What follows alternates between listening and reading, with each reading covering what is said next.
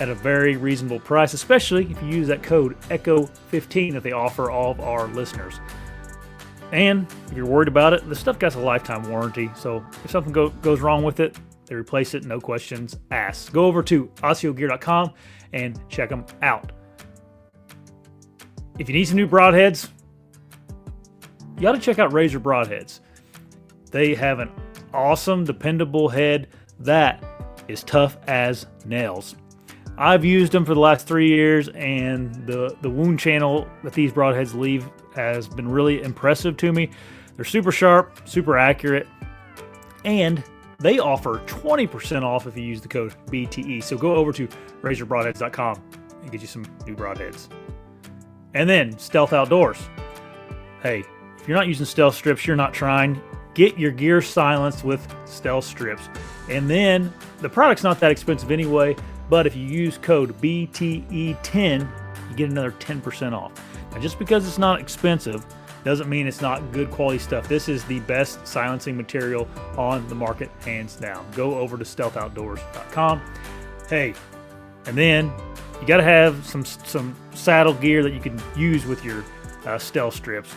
The guys over at Latitude make all kinds of great products, and right now on their website, they're offering 20% off everything. Their Method 2 saddle is actually 30% off. And then if you get over there and the sale's over or something, you're listening to this later on, use your code BTE and you go ahead and get 15% off everything. Go over to latitudeoutdoors.com if you need any saddle hunting gear. And finally, a new partner for the show, Hawke Optics. Listen, if you're in the market and you need some new optics, these guys offer a great product at an affordable price. They're also offering everybody 15% off if you use the code BTE. They got a line of everything you would need in all different price points, from rangefinders to binocular rangefinders to spotting scopes to all different types of rifle scopes and even some red dots. So go over to hawkeoptics.com and check them out. Use that code BTE, save you 15%.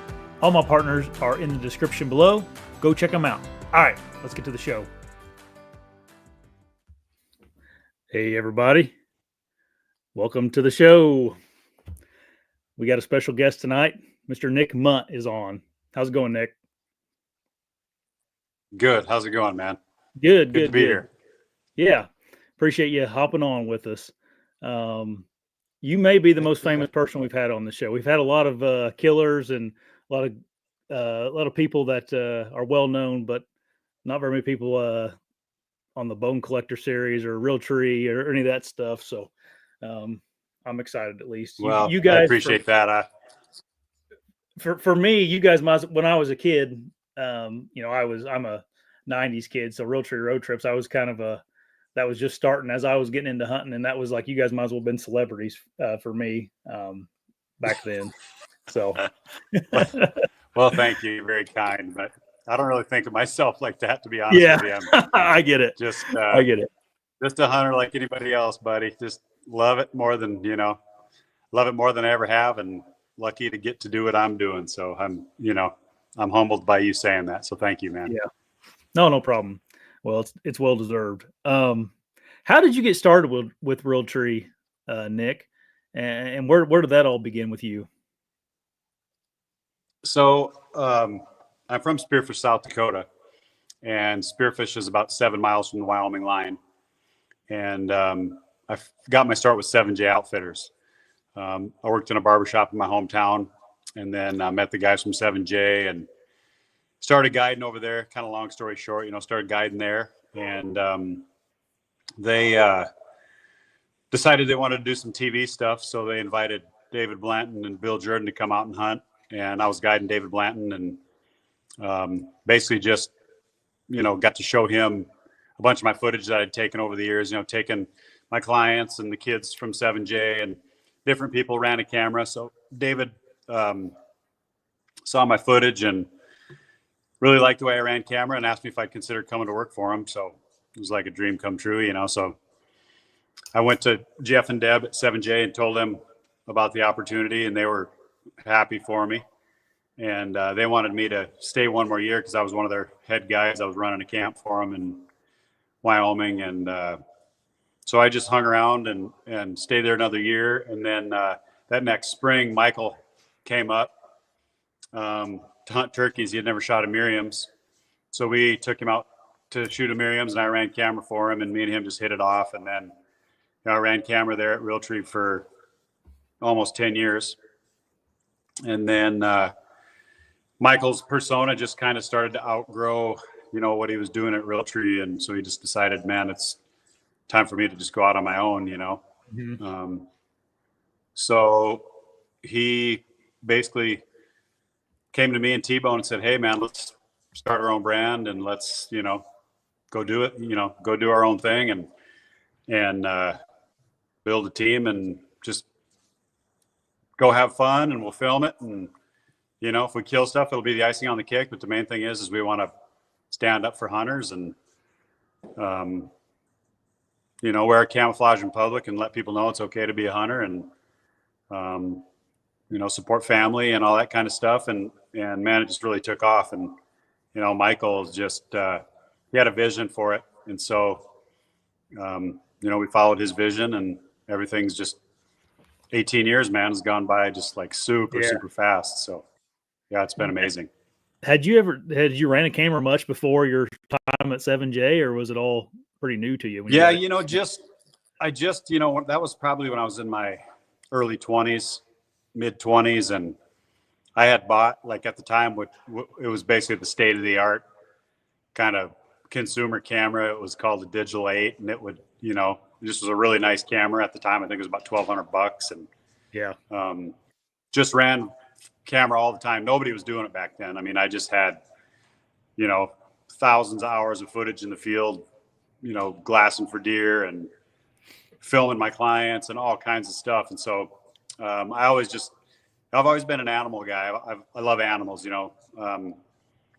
that's kind of what's always driven me, is just getting my hands on animals. And so, when I was a kid, I wanted to be a veterinarian, and soon found out I was no good at school. So rather than fix animals, I figured I'd shoot them and get my hands on them.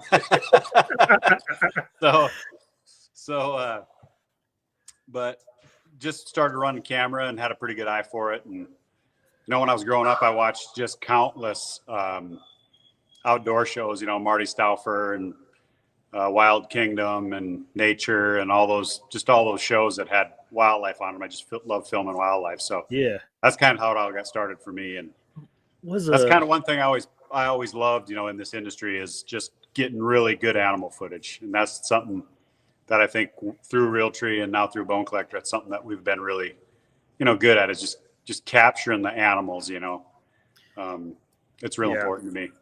That's awesome. I've never really heard anybody say that. They're always like, I want to get the kill on camera, or I want to be famous or whatever. But like, just to be like, I just like, you mentioned Marty, was it Stauffer? What's his last name? Marty Stauffer. Yeah. Wild America.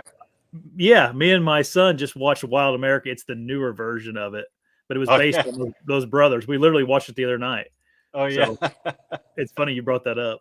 He was kind of one of the pioneers to me of video and animals, and he filmed documentaries, and I don't know where he did it, but he got some amazing footage. It's probably all in Bear Country USA or something. But still good stuff. We didn't know better back then, though. He can get away with it. Yeah. Now someone would be filming the bears. So yeah, right.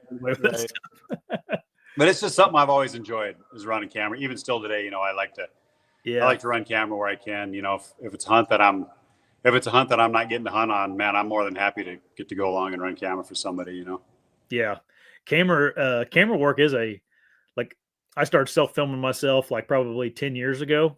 Mm-hmm. And it is something that you get addicted to. Like, you love doing it after you get good at it and you start being successful at it, or you film something cool. You're like, man, this is fun. Yeah. And then I can't even imagine not having my camera in the tree now, Yeah. Just kind of that whole cinematic, mm-hmm. keeping them framed up nice, and, keep it more like it's like you're really watching it live rather than, some herky jerky, I just like good, beautiful footage of them, because I've just always been an animal guy. I just love, when I was a kid, I caught snakes and frogs and all kinds of animals, and I just have always loved animals. So yeah, I think good footage is super important. And there's a bunch of people in the industry to me that stand out and they get good footage, good animal footage, and I think those are, a lot of the shows on the Outdoor Channel. I mean, I know guys are doing stuff on YouTube and other places, but I still think the best hunting shows and the best personalities and the best kills are on the Outdoor Channel. And if you watch a lot of the guys that have been in the game for a long time, I think, that's where you see the best shows to me. And, their app, it's called My Outdoor TV. I don't know if you have it or not. Oh yeah. If you don't get the Outdoor Channel at your house, you can get the app. You can binge watch all the shows. And I just feel like the best cinematography when it comes to hunting is definitely on the Outdoor Channel. They have just great talented people that, are running cameras, producing shows. And I think the best talented people seem to be on there. There's a lot of good stuff on YouTube too. Don't get me wrong. Yeah. It's like a never ending, it's like content everywhere now. It's rabbit hole here, rabbit hole there. It's kind of a good time to be a consumer of that kind of stuff right now. Yeah. Right. What do you still have like a passion for cameras and stuff? Do you like have a favorite camera you still use or anything? I don't, man. I've kind of lost touch with it. I've just got a little Sony, I think it's called the Z90. Yep. It's just a nice little 4K. It's got like a 20 power optical on it. Takes great footage, but it's super easy to run. And that's just kind of what I use. I am going to get some new stuff though, because I really enjoy it. It's kind of the new SLR cameras and all the lenses.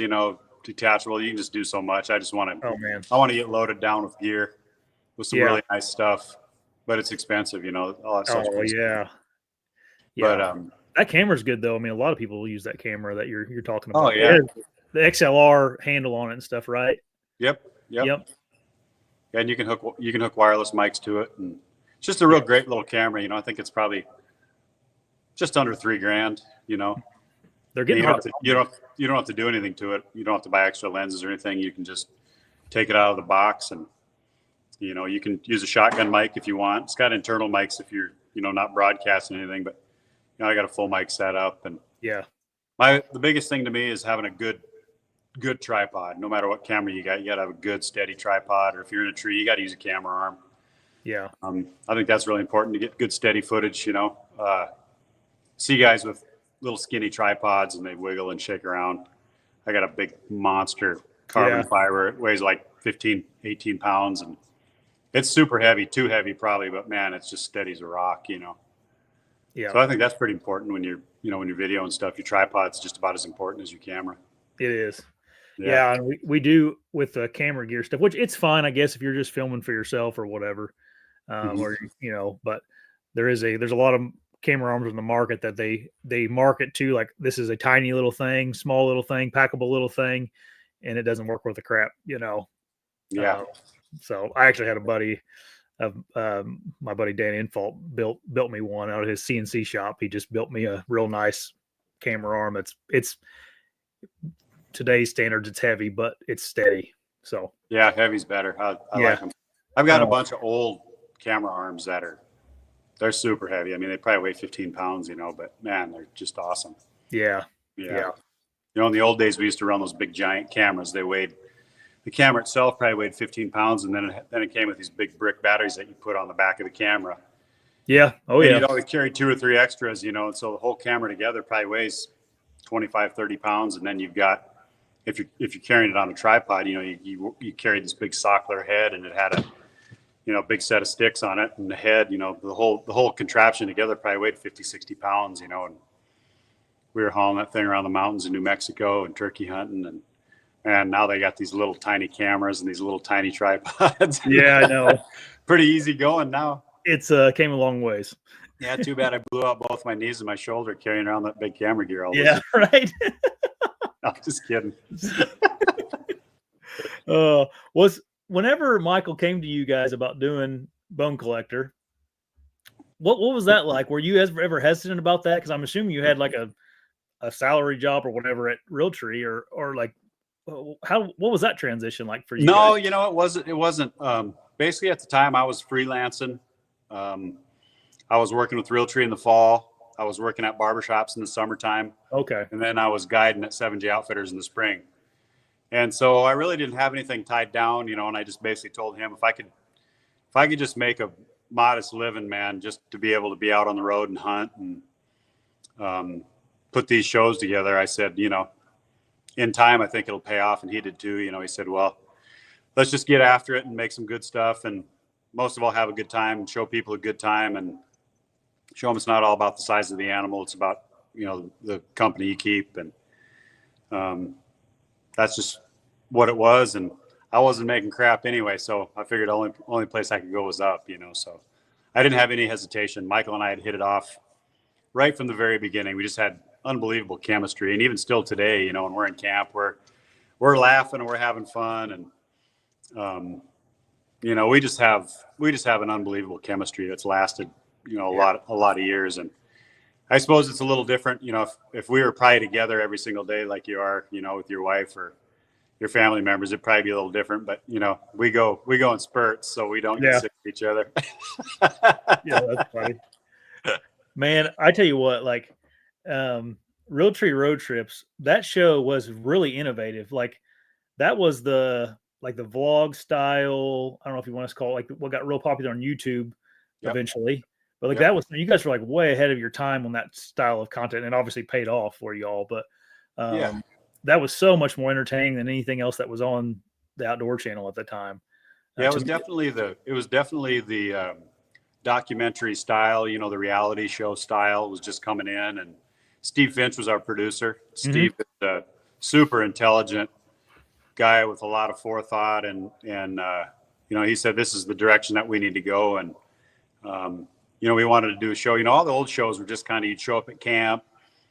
There was a guy doing voiceover. Oh, David Blanton shows up at camp. He throws his bag in his room and he's off to the stand, and then they show him in the stand. They show you, getting a little bit of lunch or whatever. And then we just completely switched it. We took it from getting out of the truck at the airport, getting on, a lot of fast edits, a lot of action, good hunting scenes, but a lot of behind the scenes stuff. We were filming wiffle ball games and, hanging stands and just rapping in camp, all kinds of stuff. So just kind of started a whole new kind of trend, and road trips just really took off, man. That's really what built Michael's persona. He had gotten some appearances on the RealTree Outdoor show, and was a hit on a few Monster Bucks videos.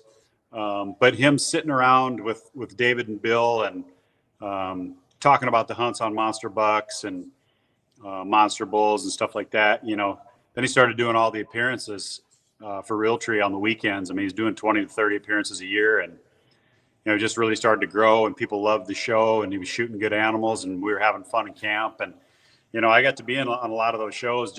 I was just a cameraman, but around the camp, he and I would fart around and have a good time, and the people, they love to see the humor and the slapstick stuff that we came up with, and so it was just a groundbreaking show, and really catapulted Michael to be, he's a superstar. That's all there is to it. I mean, he's the biggest name in the hunting industry, bar none. I mean, I don't think, there's some other guys that have a big name too, Shockey and, just some other people, but nobody. I mean, if you'd have seen it this last weekend at the National Wild Turkey Federation, I mean, it's just an amazing sight, and he's just really built, a legacy. Really, he's a star. There's no doubt about it. What's unique about Michael compared to all these other guys that are really famous? Like, you got Cameron Hames, but he's like a kind of a freak, if you want to say that. Like, he does crazy things that other people can't. You got Jim Shockey, who does these like incredible off the wall, goes to these crazy places, and he has that going for him. And you got Steven Rinella, who's just like kind of super intelligent, very well spoken, blah blah. How the media thing. But Michael is like the only guy that is. You feel like he's a normal guy. And I think that's what he's just done such a good job of keeping it the normal guy. Yeah, just keeping it real. Yeah. Whereas, I mean, not taking away from anything those guys do, because what they do is incredible too. But like, for sure, he's an anomaly in that manner that most normal guys don't, don't make it. Not saying he's normal, like he's obviously very smart and he's taken some big risk in his life too to get to where he is. So, Yep. But yeah, I agree with you. I think Yep. he's up there, if not the top guy. Yeah, he's just a good dude. I mean, it doesn't matter who you are. You know, at the NWTF this past weekend, we had literally a line the whole time we were there at the booth. I mean, 3 days of just, I mean, a 2-3 hour line. It was unbelievable. And, you know, we stand there until every person's through the line. And a lot of times it's an hour after the show's over. We're just trying to get people through there, you know, and say hi to everybody. And, you know, he's one of those guys, he just spends time with every person and gives them, you know, although they're only, some guys swing through for 10 seconds, get a picture and they're gone. Some people want to sit there and talk for 3-4 minutes. And yeah, we just give them the time, you know. I mean, it's just what it's all about. And we don't feel like we're any better than anybody else. We're just blessed to get to do this and connect with people and share the great outdoors, man. That's what it's really, you know, about for us. Yeah. All right. I want to talk a little bit about just your job, and like you guys have, especially back whenever you guys, you know, were filming RealTree and road trips and all that stuff. Like there wasn't very many people that had a job like you. Now the industry's a lot bigger and a lot easier to get into, just in the manner of we got, you know, any jackwagon can start a podcast, you know, or whatever. But, what was it like having that job? And like, I guess, you know, it seems like it's all sunshine and rainbows.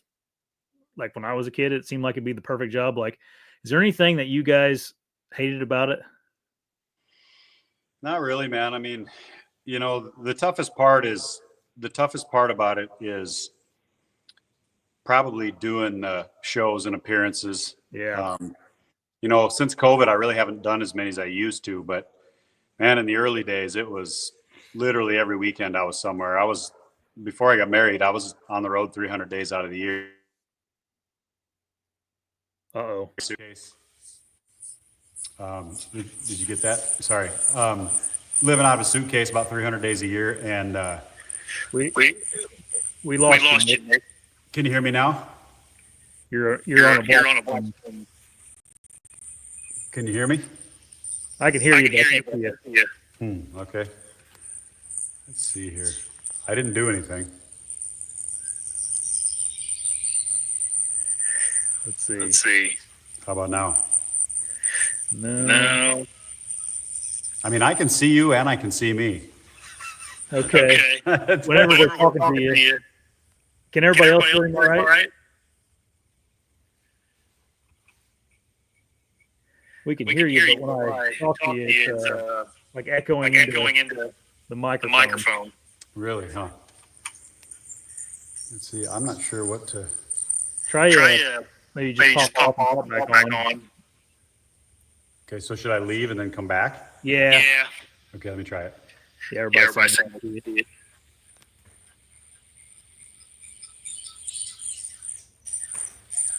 Okay, I'm going to leave. Here we go. Okay. Sorry about that, everybody. It must have been, I don't know what was going on there, if it was on my end or his end, but it, to me, it was blank and I couldn't hear him very well. It was echoing or something. My voice was echoing into his. Yeah, there's always something with internet, and you're back. Hey, everybody. You look good and you sound good now too. Okay. I don't know what was going on, but when I would talk to you, it would echo back into your camera, and then everybody would hear me talking twice. Oh, wow, that's horrible. Yeah, we should be good now. It was just for a few seconds here. So, where were we at, Nick? So where were we? Where were we? You're talking about the shows and how long you would get kind of tired. Oh yeah, of shows. Yeah. So I was on the road. I was on the road a lot, about 300 days of the year, and just didn't hate it, but just didn't have anything going on. So I was just cruising, you know. And so every event that was happening is on the weekend, you know. So it was just like every weekend for like 10 years, just, you know, busy. It's not like that now, you know. It's not quite as busy. Still do a lot of appearances, speak at events, do trade shows, and do some retail store appearances, stuff like that. But it's slowed down quite a bit. And so, excuse me, there's nothing that, honestly, there's nothing that I can say that I don't like about the job. I mean, it's a dream come true. I got a lot of freedom to do different things, and got some great partners. A lot of my partners I've had for 18 years, and I'm really blessed. I'm almost 52, and I just hope we can keep doing this, because at this point in my life, I don't really, this is what I know how to do. This is what I know how to do. The outdoor stuff, and I just got my real estate license, so I'm doing that. Doing it. I'm working with Whitetail Properties, and then I have a hunt booking agency too. I work with a company called Rolling Bones and book different hunts. If somebody's looking for some kind of hunt, get a hold of me and I can help them get on a hunt. But no, I love it, man. Still love it as much as I always have. The hunting part is absolutely what I love the most. I mean, I go from middle of August until into January, and excited to get up every day and go do it. So I love that part of it. I still got the fever for it. That's for sure. Yeah, we all do, man. That's something I'll during a long whitetail season here, you'll come late November or something, and you've been hunting since early September, and you're like, man, tomorrow I'm just gonna take a break. I'm just gonna. And then you wake up in the morning, you're like, I'm ready to go again. Just takes a handful of hours, and you kind of rejuvenate yourself. Sleep when the season's over. Yeah, exactly. Oh, that's funny. I don't do shows like that, but last year I did I think I did like 6 or 7 shows, and I was over it after that. I can imagine. I got two young boys too, though, so that's kind of different. When you got kids at home, it's hard to be gone. And I've got 3 kids at home. Della, our youngest, is 7. June is 13, and Jack is 16. So it's getting kind of nice because Jack's in a spot where he can take care of the kids if we go out of town for a few days, so that's kind of nice. He drives, bought himself a nice truck, and he's been working, and it's cool seeing these kids. Sucks seeing them grow up, but it's still kind of cool to see them make their way. So it's kind of nice. Then if we need to go somewhere, he can look after everything here. So that is a benefit of them growing up, is they can take care of themselves a little bit better. Too bad I don't have a farm, because he loves to do hard work and drive tractors and farm work. If I had my own farm, I'd have a built-in farmer. Yeah, there you go. Well, you got your real estate license now. Maybe you'll fall into one of these days. Yeah, right. That's what I'm hoping. It's been my dream. I was going to ask you what you thought about Michael was on the Joe Rogan Experience, and man, I thought he did such a good job on that episode. Oh yeah, I didn't have any doubt that he would. I mean, he's such a good speaker, and he's one of those guys where he can, somebody could hire him to do a 2-hour seminar, and he wouldn't even have to practice or anything. He'd just get up there and talk for 2 hours. I mean, he's amazing that way. Like this last week, we did a seminar at the NWTF, and he did most of the talking. I was just chiming in with one-liners every once in a while, cutting up. But he's just phenomenal at public speaking, and he's getting good at getting his point across. And I think he thinks kind of like the average conservative type guy. I think he's pretty grounded, and he kind of knows what the majority of people are thinking. And he just did a great job on there. It was really a good voice for hunters, and I think Joe really enjoyed that too. I know Joe's been kind of a fan, of his for a while, so it's cool to see, hunters getting some mainstream action. You'd have never seen that on Jay Leno, or the only time hunting personalities were on those shows when they brought him up to tease them and make fun of him, turkey calling and stuff like that. So this is pretty legit, for hunters to have a guy like Waddell on there. Speaking the truth, so it was really good. I was just pumped for him when he called me and told me he was going on there.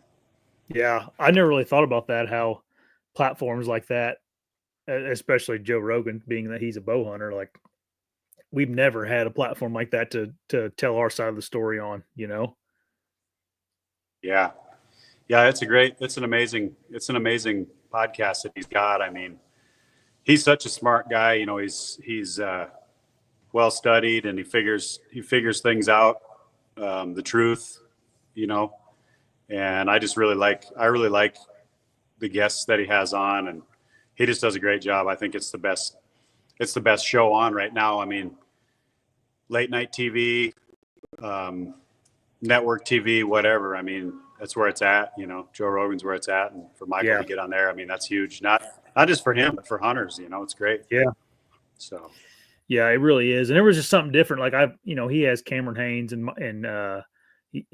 Stephen Ranella and some other just random people on that hunt every now and again. But like, man, Michael just really represented the normal deer, like the normal hunter on that show really well, and I was excited about it. It was a good episode. Yeah, it was. Yeah. Someone was asking in the comment section. I noticed it just a second ago. I don't want to forget about it. How is T-Bone doing? T-Bone's doing really well. Yeah, he's cancer free and in good spirits, and he's been buying properties, and him and his buddy Brian, they've been refurbishing these properties. They buy them and then clean them up, do a ton of work to them, put food plots on them, throw blinds and stands on them, and reselling little hunting properties. And he's really gotten into that, you know, over the years. He's done a bunch of different ones in Kansas and Missouri and some other places. And T-Bone's just got a really sharp mind when it comes to farming practices and putting in food plots and setting up farms. Man, he loves that. You know, he loves diesel therapy, and he loves getting out there and getting his hands dirty. And obviously now it's a little bit harder for him to get around because he's one leg down, but he's a great mind. He's been tinkering in his bow shop a lot. You know, he gets to spend a lot of time in there building bows for people. And, you know, there's all kinds of celebrities, baseball players, and, you know, hunters, and all kinds of people that bring their bows to him, and he sets them up. And, you know, he does a lot of stuff on socials, and he's just super smart, you know, when it comes to being a bow guru. He's the best bow wrench I know. And he just is doing really well. You know, he's feeling good, and is happy to be cancer free, I think, more than anything. You know, he lost a leg, but hasn't slowed him down any. You know, he's doing really good. Yeah. He seemed to hit that in stride. Like, he seemed to, I mean, obviously we were just as the outsiders looking in, he just seemed to really, you could tell he's really strong in his faith, and he really just kept going. It was kind of inspiration. Yeah, you don't find anybody really with any better attitude. I mean, he's one of the best guys to be around. You know, he's a fun-loving guy that always has a funny joke, or, you know, he always sees the bright side of things. Glass is half full, you know, not half empty with him. So yeah, he's one of my best friends, man. We've spent better part of 20 years together, and just love the guy to death. You know, he's just unbelievable person. Yeah. What you see is what you get, you know, him and Michael both. What I remember most about T-Bone was, I know you remember these, the incomplete deer hunter stuff that Jeff Foxworthy did with RealTree. Yes. Those were some classic videos. Oh my gosh. Yeah. If you guys in the comment sections never seen those, get your hands on an incomplete deer hunter DVD. What was his character on there? He was like, he had this hat that was real long brimmed, and it had like a, I mean, he was T-Bone. The T-Bone was the character. Oh yeah, T-Bone. But like, he had he had his brim cut out so his bowstring would fit into his hat brim. Yeah, he had one of those really long fishing hats, and he was shooting old bear whitetail bow with a fishing rod, you know, kind of on the end of it. And man, it was a unit. The thing shot about 31 feet per second. He killed deer with it too, though, didn't he? I mean, obviously you can. Old Sadie called it. He could shoot stuff with it. Might take a couple days for the arrow to get there, but he got him. Yeah, he just let him. He just let him a lot. You would probably know this. Who was the other guy that was with Jeff Foxworthy in that? Was there another character? Yeah, they played Billy and Willie, and I Yeah. cannot. The guy's name is Shane. I can't remember his last name right now. Oh, that's all right. I can't either. Funny So. guy though. Funny Oh guy. yeah. Yeah. Yeah, Their little yeah. Those are segment was those on. are some funny videos. Yeah. Spotlight on deer. I remember those. That was a Yeah, funny segment. They'd always mispronounce everybody's names, and Michael Waddleman and right. Bill Gordon and Yep. Marvin Waffle House. Yep. yeah, that's it. Oh man. David Burton. Um, um, what was working for RealTree like? Oh, it was great. You know, for the first 5 or 6 years I was there, I was basically Bill's personal camera guy, Oh, and you know, we would just go everywhere. You know, he had an airplane, and so we'd get in his airplane, we'd fly to Montana, hunt there a few days. If it wasn't going good, we'd fly to Illinois, fly to Texas, fly here, fly there. Then we'd crazy. then we'd be like in Montana or something, and then he'd say, "Hey, we got it. Let's get going. We're gonna run down to the race." So then we go down to Talladega, go to the race, and then fly back to Montana. And yeah, I spent a lot of time with Bill in those early years. We went all over the country: Wyoming, Montana, Texas, Illinois, Kansas. Man, we went everywhere. And then I was Bill's kind of main guy for quite a few years, and then we started doing road trips. So then I was kind of just traveling more with Michael and whatever guest he had. You know, I'd always video Michael's guest, and you know, and I filmed a lot with David, and just kind of skipped around with all the different guys. I would take people that like were companies that sponsored us, like the CEOs of their companies or their marketing directors, and like take them to Montana, and I'd video them and bring back a whole show. So that's kind of how it went. You know, that's kind of how it went those days. And then just always loved working there. You know, it was a great company. Back in the day, you know, we had, I don't know, I think 6 or 7 of us camera guys traveling around getting footage, and just really fun. You know, a lot of traveling again. You know, Yeah. basically since I started working with RealTree, you know, for about almost 20 years, I pretty much just lived out of a suitcase. So just ran around, and bunch of memories. You know what I mean? Yeah. What was the coolest place you got to go to working there?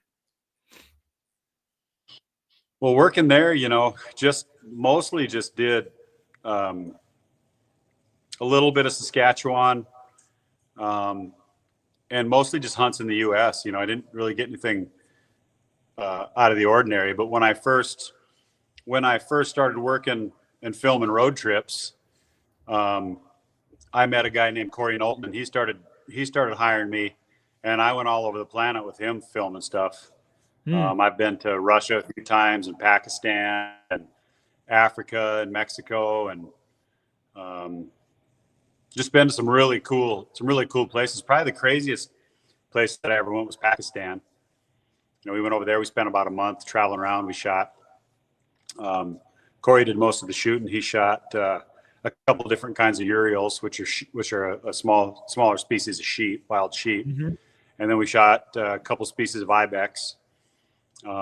We spent about a month over there, and we just traveled all over the country. We went from the Northern Territory up near the border of China and Afghanistan, all the way down to the very southern end of near the town of Karachi, which is down in the south, and down in that area. I mean, it's like biblical times down there. People living in mud houses and washing their laundry in creeks, and all the vehicles are decorated with this shiny. These really, you know, everything's really elaborately colored, and little danglies tinkling, making noises when they go down the street, and it's just a amazing experience. I loved the experience in Pakistan. It was super cool, and the animals there amazing too. You know, there was, you know, those different types of sheep and ibex. You know, live in some really steep places. Those mountains up in the north are the biggest mountains in the world. You know, K2 and Mount Everest and Mananga Parbat, all those big mountains that are up there, and just an amazing place. When we flew in, you know, we were flying and kind of started making our descent, but we're flying at about 20,000 feet, And as you look over, the mountains are taller than you are at 20,000 feet, and just all covered in snow. It's just like straight up and down. It's like, man, if an airplane ever goes down in here, they'll never see you again. You can't even get to you. So just some really cool experiences over the years. I went on a couple bear hunts in Russia. We shot big brown bears over there, rode snowmobiles. We were over there for 10 days, and out in the middle of nowhere. It takes 4 days just to get to camp. Stuff like that. Those are some of the cool memories. Stuff I like to do more of.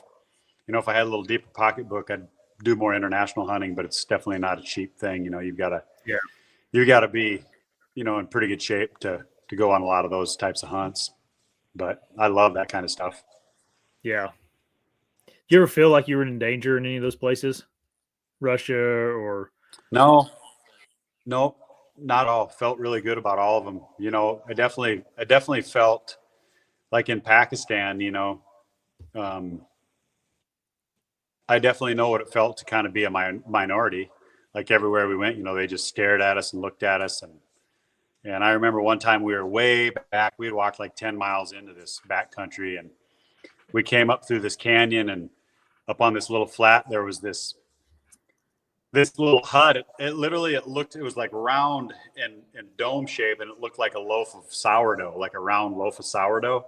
And it had like burlap all over it. And then there were ropes just going all over it, kind of holding it all together. And we came up on it.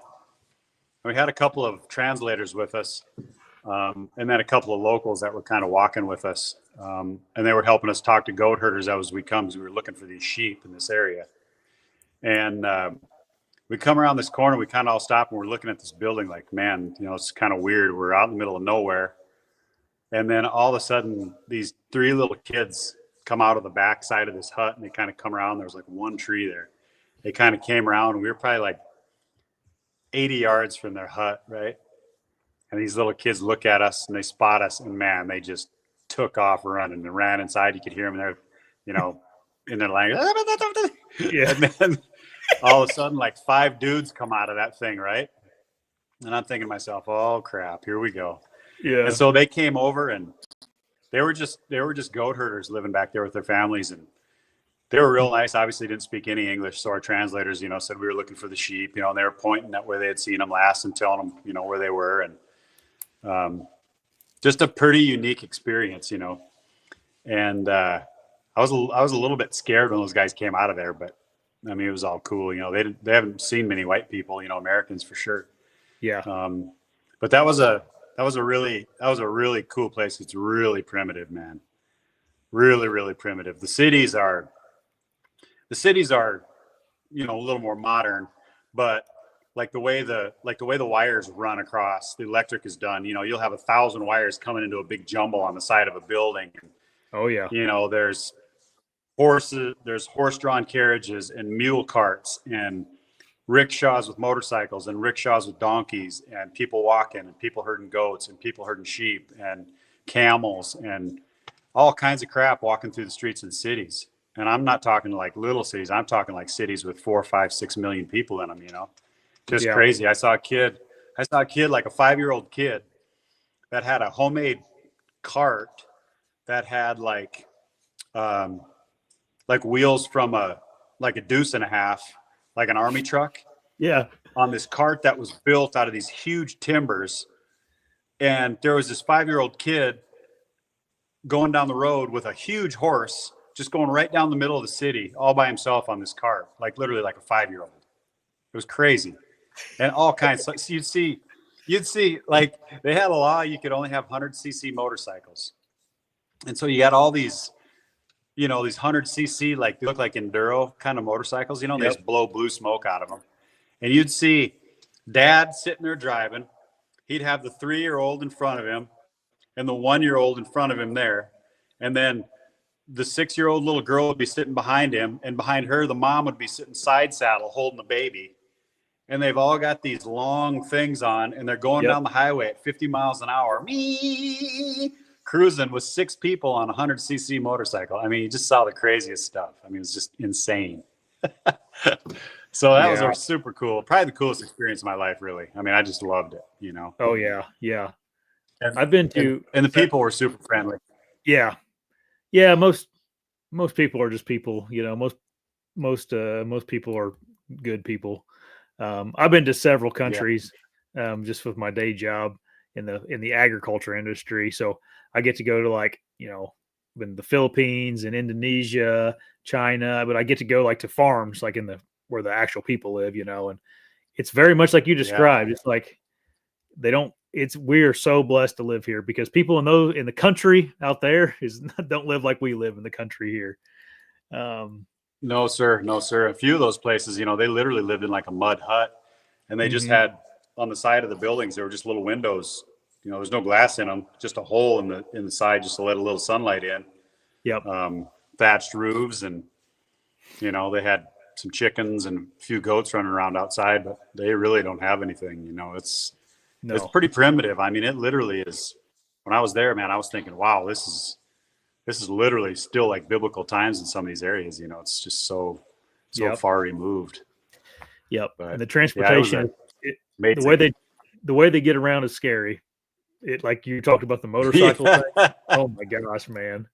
There's no way And I then you'd would be do going down that. the highway. You'd be going down the highway, and you there'd be these huge trucks coming, Yeah. and your driver, you'd be like, "Get over!" And then all of a sudden, last second, they both go. "Meow." You just go right Yeah. by. I mean, on roads that are barely big enough for one, they don't even slow down. It's like I was freaked out the whole time. Yep. We just Yeah. basically you know, we always traveled at night. It seemed like during the Hmm. middle of the day, we were busy doing things, and then we would finish up the hunt in one spot, and then we'd have like a 9 hour drive, and we'd jump in this little like Toyota van and take off and drive like 9 hours. Man, that whole time, I just literally got like 2 hours of sleep a night. It was a super tiring adventure, but man, it was just. And this is kind of a weird thing. So at that time, you know, a woman named Benjamin Buto, who was at one time the prime minister, um, she went into asylum, and she was in asylum for several years, but then some things changed in the government. So she was coming back, and she was running for, I believe it was prime minister. And so she was going up against the incumbent, and she was murdered about literally like a week before we were supposed to go over there. So there was a lot of civil unrest, and people were mad. And so they kind of told us that we shouldn't go over there, you know, but we went anyway. And at that time, you know, they were looking for Osama bin Laden. And so we had heard that he was living in Pakistan while we were over there. We had heard that he was in Pakistan, and I think obviously they knew he was in Pakistan. That's where they caught him. But um, I asked the guy that was our tour guide. I said, why you know, if people know he's here, why don't they turn him in? You know, and so they said because of their religion. You know, if somebody would come to their door and knock on their door and say, "Hey, I need food and shelter," they would have to bring that person in, and that person could stay with them basically as long as they wanted to. You know, you could never ask them to leave. They would have to leave on their own accord. Hmm. And so the people that we talked to, they said that's the reason that nobody's turned him in yet, because the way, from what I understand, you know, I'm not a scholar on their religion, but from what I understand, that the religion of those people in those areas, um, you know, taking somebody into your home that needs help and food and shelter is somebody that can stay, and it's frowned upon to not give them that. And I think that's the reason why he was there for so long without being found, is the people just felt that, you know, they didn't feel like they were allowed by their religion to turn him in. And so Wow. just learned some really cool stuff like that. You know, the people there are just super nice people. I mean, it was amazing. Hmm. Anyway. Yeah. Oh, I could talk about stuff. I mean, I got hundreds of stories just from traveling. We were very blessed. We were very, very blessed to live where we live at. And I get really irritated sometimes with how much people hate this country. And I'm just like, you don't have no idea how bad it is in other I places. just can't even. It's Um, unbelievable. It is yeah. unbelievable. You Yeah. know, get to play basketball and make $100 million a year, and you're I willing know. for the flag. Yeah. I remember when I was in China, there was lady that works for the same company I was. She was like my whatever. She was with me the whole time, keep me out of trouble and everything else, you know. And I was getting ready to have a baby. I hadn't had my son yet, and my wife was pregnant, and I told her it was going to be a boy, and like she almost started crying. She's like, "He's so lucky to be American male." Like she was like, she just couldn't believe how unbelievable it was to be an American man. Like she's like, he'll have every opportunity. I'm like, yeah, and they just don't have that there, dude. This is a funny story. So, is your wife Mexican or something? no, no. I'm just kidding. Oh, so I'm just kidding. In the business, no, you're good, dude.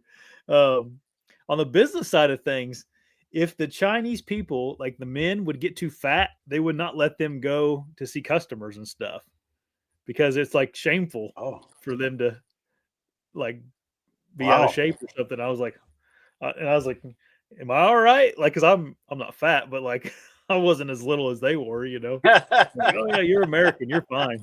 I'm like, all right. So it's just different, man. Like it's way different in other countries.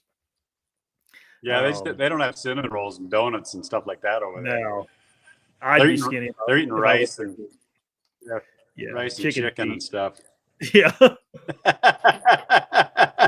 Yeah, we literally had chicken's feet for an appetizer, one meal, and I was like, I think I'm good. I mean, I tried it out of respect, but like toenails and everything on it still. Like, oh man.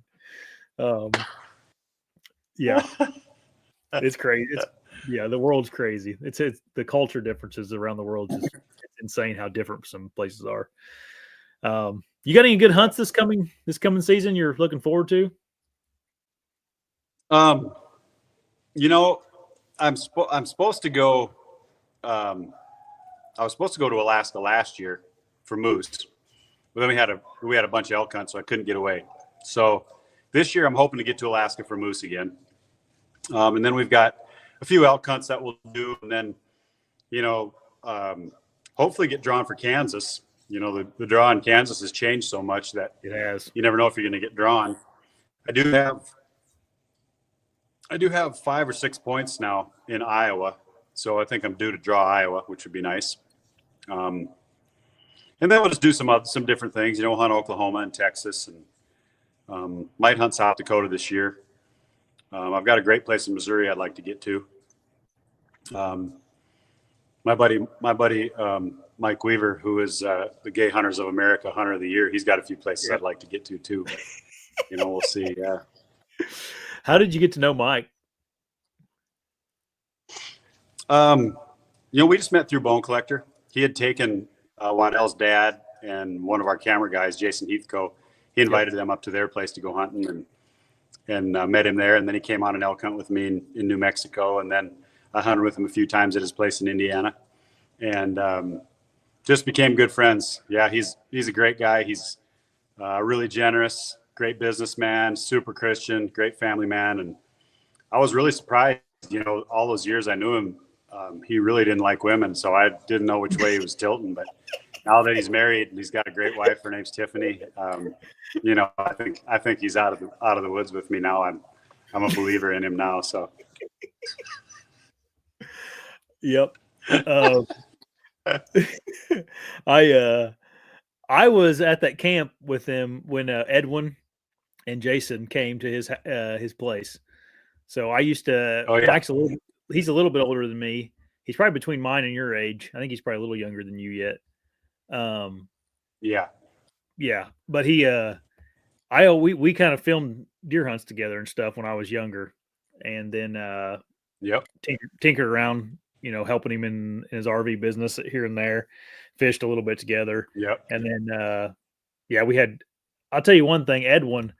He's my girlfriend at the time, and my wife now. But we came up to Mike's old house there, and he has that above his garage. There was a little cabin that he had, or a little place for people to stay, and he had some tables in there, like you get out of a restaurant for people to sit at. And me and my wife kind of sat down. We were kids, like probably 19, 20 years old, and we sat down, got a plate, and then all of a sudden, here come Edwin just walked up to us, and he's like, "You care if I just sit down here and eat with you?" And we're like, "Yeah, sure." And he sat there and talked to us probably for an hour and a half about just life and whatever else, He was a super nice Yeah. guy and friendly.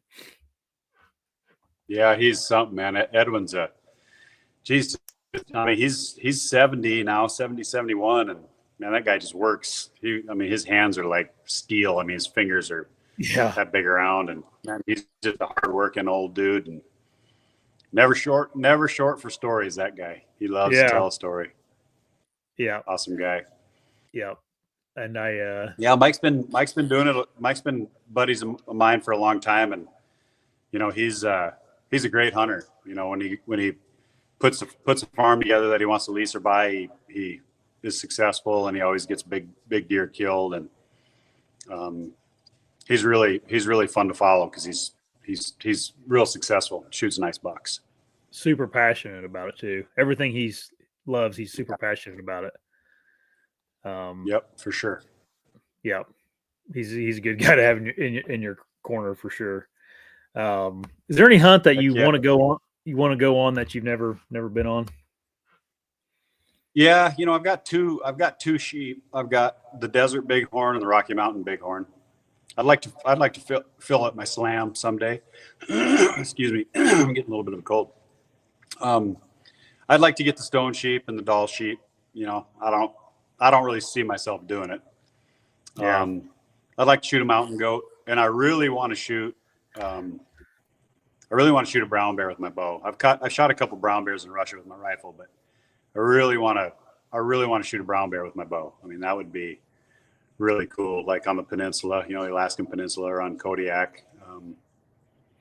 Someday, that's going to be that's a bucket list for me. Those two.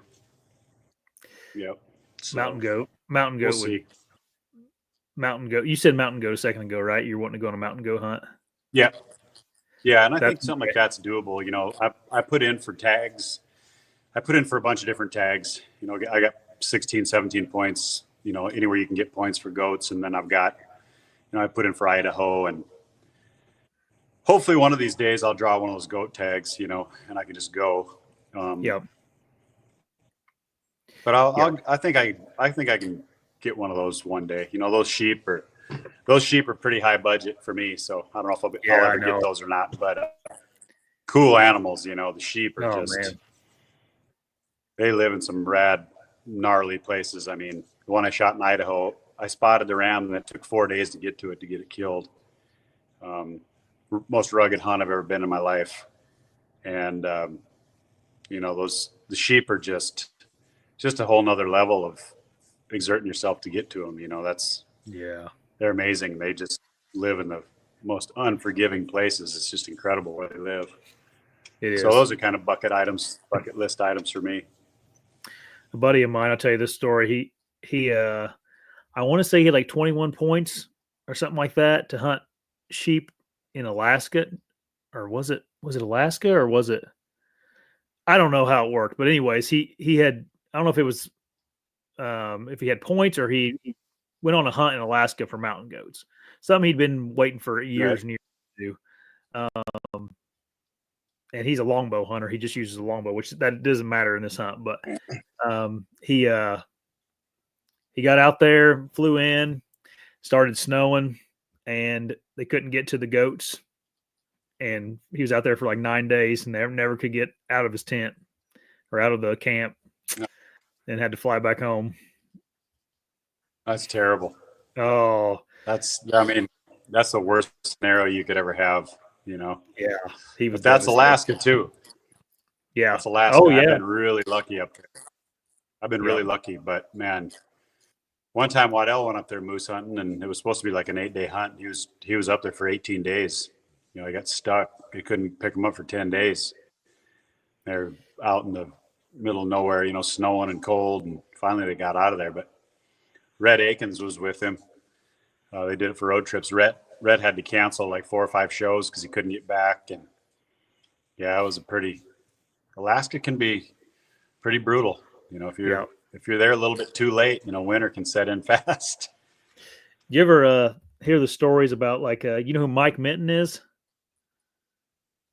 I don't think I do. He's written a couple books, but he goes to Alaska solo moose hunting by himself.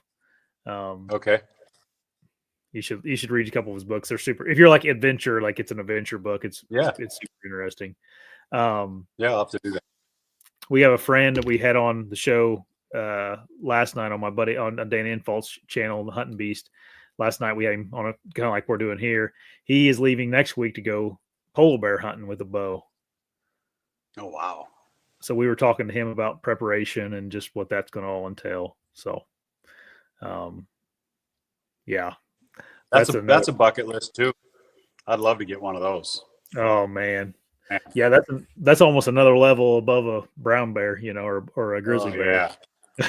Yeah, and it's too bad you can't bring them back to the U.S. You know, they all got it a few years ago. And I hope Trump does something. You know, he talked to Don Jr. at SCI about it, and he said, "Well, it's not real high on our priority list. We got a lot of things to fix before we get to that one." But he said it's not. He said it wouldn't.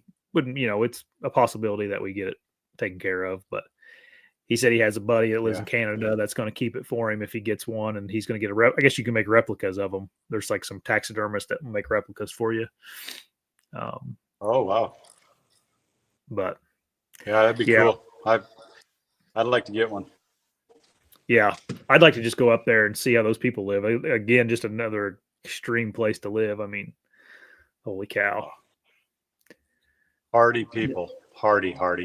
You know, they can take it. I was watching a show one time with these Eskimo people that lived up there, whatever you know tribe they were from, and they were in an igloo, and they had caribou skins and stuff in there, and this little kid was just in there like in a diaper, and it was like 35, 40 degrees in that thing, you know, it was freezing. Yeah. I mean, it was warm to them because it was 25, 30 below outside, but this little kid's just running around in a diaper in this igloo. I mean, they're tough people, man. Holy crap. It's conditioned to super it, man. Oh, yeah.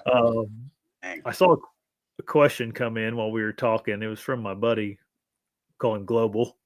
His name's Brad, but we call him Global. He was asking about, is there any future plans for Bone Collector, like for the next generation?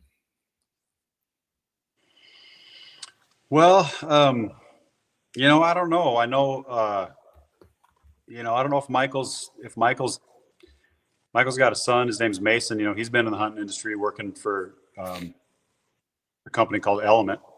Yep. And you know, maybe someday he'll do something with it. I just don't know. You know, we don't have really anything in the plans. I mean, we're hoping to get another 20 years or so out of it ourselves. Yeah. But you know, we all have kids. So I don't know, you know, I don't know what the next generation will be. You know, Michael's got 3 boys and a girl, or 4 boys and a girl. What does he have? Yeah, 4 boys and a girl. And I've got 3 kids. So who knows? You know, we like to get them involved as much as possible. But yeah, that's a good question. I don't know. I'll have to ask the boss. Yeah, there you go. It's not for you to decide, I guess. No. Yeah. Hopefully the next 20, 30 years involves me. I hope I don't have to go anywhere. Yeah, that's true. Narcissistically enough. Your guys' YouTube channel, the Bone Collector YouTube channel, has really grown a bunch too now. Yeah. Yeah, I think we just went over 100,000 subscribers not too long ago. Yep. And growing. Yeah, it's a, you know, it's a time of changing platforms, I guess you could say.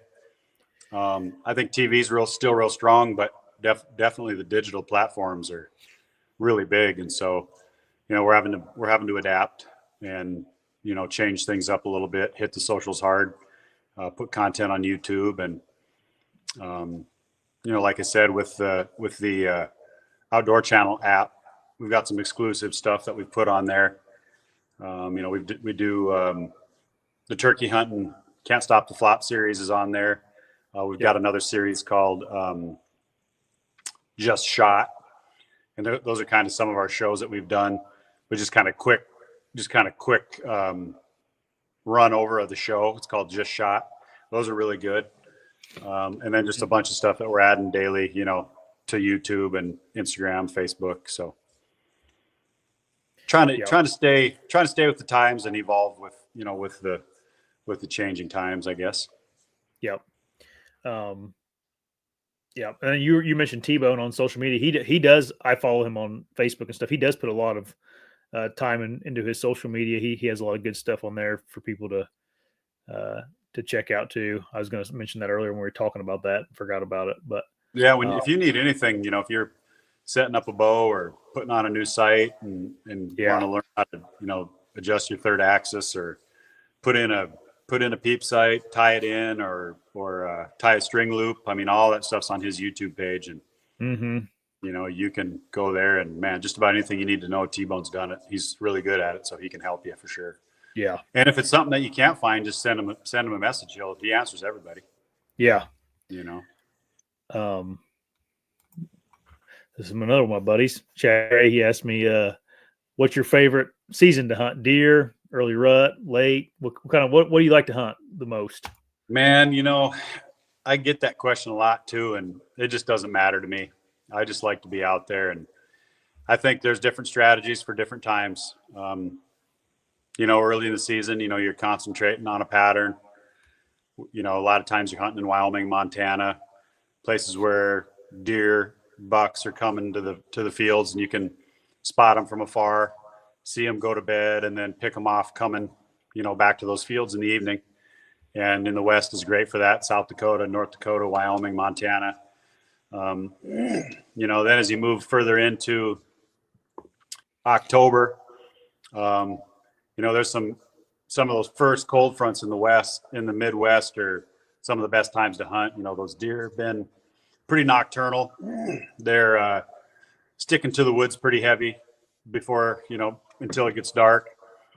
But then those first cold fronts, say early October, start to come through. And, you know, if you're in an area where you can mow corn, you mow some corn, get a blind in there and just really take advantage of their belly. You know, they're coming to feed and starting to move a little bit in the Midwest.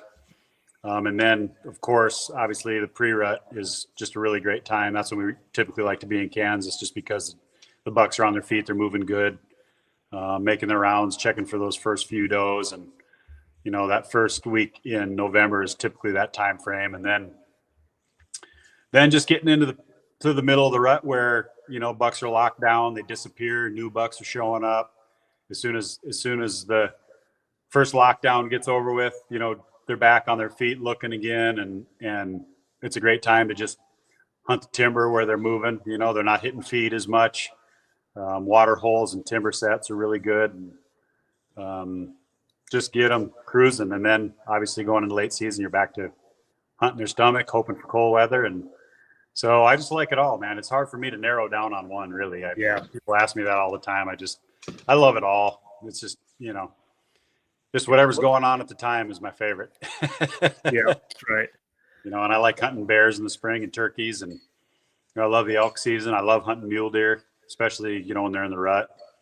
I was lucky. I got to go on a couple mule deer hunts last year, and both were rifle hunts, one in Nebraska, one in Alberta, and hadn't shot anything with a rifle for a few years. So, man, it was nice to reach out there and touch a couple of them, you know. Yeah. That's pretty fun. You know, it is. It's cool to see a mule deer, you know, chasing a herd of does around, and, you know, they kind of get a harem together, and they become very interested in the does. And so as long as you're not spooking does, you can get pretty close. And it's just a really exciting hunt, you know? Yeah. So I really like that too. Yeah. I've grown to love hunting whitetails out west in like Nebraska, Kansas. It's getting to the visual that you get to see out there compared to the Midwest here. I just love watching them. I mean, you just see so many more deer because you can see farther, and just watch how they behave that's cool. So yeah, I'm jealous of you guys that live out there. The cool part too about like Kansas, you know, is the buck to doe ratio is really good. So yeah, very good. And it's open country. So, you know, you can see an animal and you can respond to his body language. So if you got a buck that's cruising in front of you and the wind's, out of the south and in your face, you can call to them and they do something. A lot of places, if you're hunting in the timber, you call to them and you see them for 2 seconds and they're gone. Kansas is nice because, man, a lot of times those bucks are looking for does and they hear something and they respond to it, whether it's horns or a grunt or a snort wheeze. And it's just a really cool place because you can see a long ways. You can see them out in the CRP and then you can work them, and just makes for a really exciting,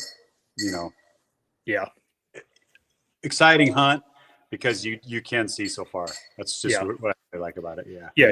You're getting more encounters with your eyes, at least. Does Michael still have a farm in Kansas? No, he doesn't. He sold it several years ago. Yeah. Okay. I couldn't remember. Yeah. He had a nice big farm there and we hunted it for several years and then he sold it. So yeah, he just has a farm at his house now in Georgia. Yeah. So.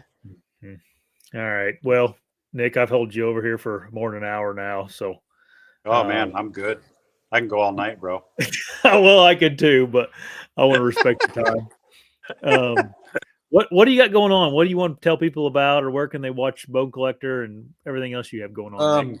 Our main showing on Bone Collector is Sunday night at 9:30 Eastern, 8:30 Central. We're on 4 or 5 times a week, so either go to the Outdoor Channel or go to bonecollector.com to see the show times. You can follow me on my social medias. Most of my stuff is just Nick Mundt. Instagram's at Nick Mundt. Twitter's at Nick Mundt. Nick Mundt on Facebook and TikTok. And I guess really just other than that, I guess since I'm on here, I'll just plug, if anybody's looking for any kind of hunting trip, whether it be turkeys or deer or moose, elk, whatever, I've got hunts all over the country with great outfitters, high success stuff that we can help you get on. And then I'm also, have just gotten in the real estate game. So, if you're somebody that's looking for a farm in Kansas or Missouri or, an elk ranch in Montana or Wyoming or Oregon, let me know. I can help you connect the dots. Like I said, I'm licensed with Whitetail Properties and just kind of working all the angles on that. Just tried to increase my brand a little bit and get a few more verticals in the brand. The hunting and TV side is one of it, but there's a lot of things that go alongside that I do as well. So just trying to get that out there a little bit more. Haven't really advertised those things much yet, but that's kind of the addition that I've got in my life, and just appreciate all the fans over the years, all the people that have watched it. And, it's because of people wanting to watch it while we're able to do it. So we really appreciate it. And just still a lot of fun for me. Yep. Well, that's awesome to hear, man. And thanks for making all the great content and doing all the silly things that made us laugh over the years. You always got your harmonica on you. That's why I liked you. Yeah, that's right. That's right. All right. Yeah, that's the easy part for us. It's the easy part for us. We're always having fun. So that's the easy part. The tough part is just making the shots and holding it together while they're coming in. That's kind of the tough part. But I appreciate it, man. Thanks for having me on here. Hopefully some people watch it and keep up the good work. You're a good host. You ask good questions and you got it going on. So keep up the good work, man. Well, appreciate that, man. Thank you. Everybody, thanks for watching tonight, and we'll talk to you later.